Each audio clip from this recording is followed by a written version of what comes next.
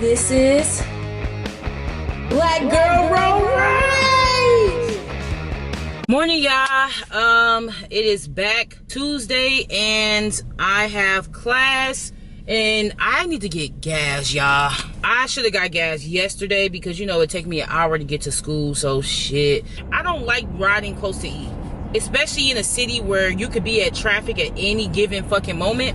I just don't like to chance it. I done seen too many people abandon their cars on the road, and I used to think like, why is there so many like abandoned cars on the road? And it's probably because motherfuckers ran out of gas. I would rather just, ooh, damn, they going this fucking slow? Like, god damn, they going hella slow. Me and Buddy almost rammed into each other. I need to go get gas. What they say? Sorry, car wash is out of order. Nigga, nobody give a fuck about no car wash, nigga. You gas, nigga. All right, y'all, hold on. How about some car wash out of order? I don't give a fuck about the car wash being out of order, bitch.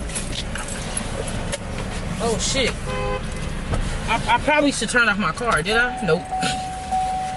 This is finna be tough. Thank you so much. Thank you, truck man, for letting me go. That's what I'm talking about. We need more people like this truck man. He actually waited. This nigga could have said, fuck me. He actually waited and let me, and he actually waited until I got the opportunity to go. Like, that's a man. Shout out to that man driving that truck. Like, he a real nigga. He a real nigga, y'all. Like, he a real nigga. Thank you to that truck man. Because I'm always sitting here thinking, like, some of the shit that people do, I'm always going, how can you do this without considering other people? And I'm always talking about how inconsiderate people are to others. And I finally, after just seeing that video, I realized that, oh, it's because the other people are egopaths. They only care about themselves. Like, they don't have it in them to think about others. Versus an empath like me, like, I would be considerate of others. But I think where my balancing act is, because when I was a kid, I used to just put other people's emotions and feelings before my own. I'm at a point now in my adulthood where I still want to care about people, but now I observe and I watch how people treat me and how they talk to me and others, and that will determine that will let me know if you are a person that I should actually care for or not.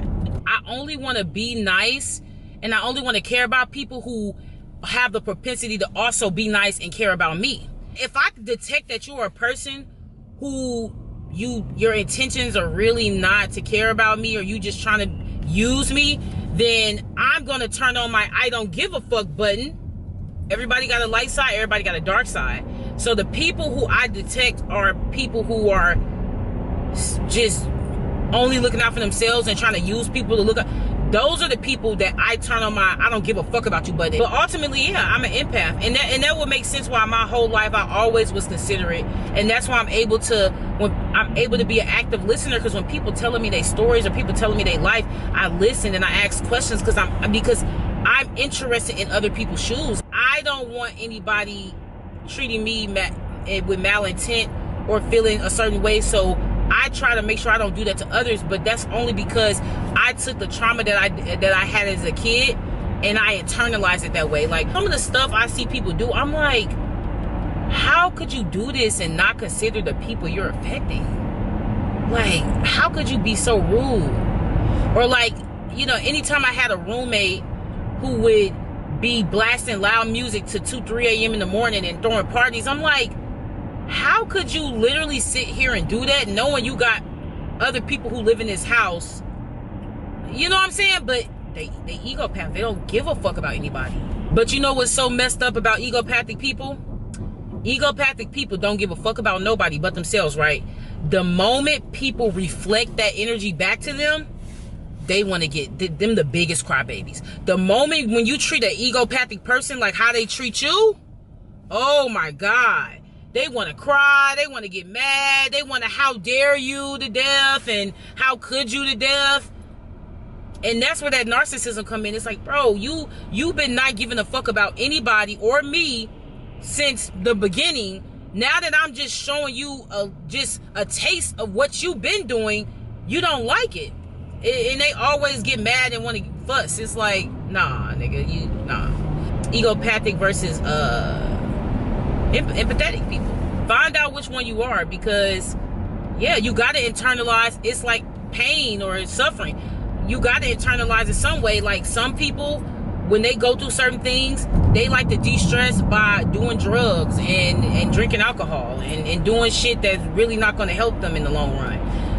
Other people actually take their pain, they suffering, and they create, and they turn it into books, and they turn it into just creative outlets. They turn it into a business. I take in these struggles, I take in these traumas, and I internalize them, and I want to use it to create.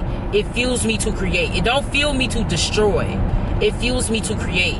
And I've always been that way. I know that I am here to create. You learn more about yourself every day you live on this earth.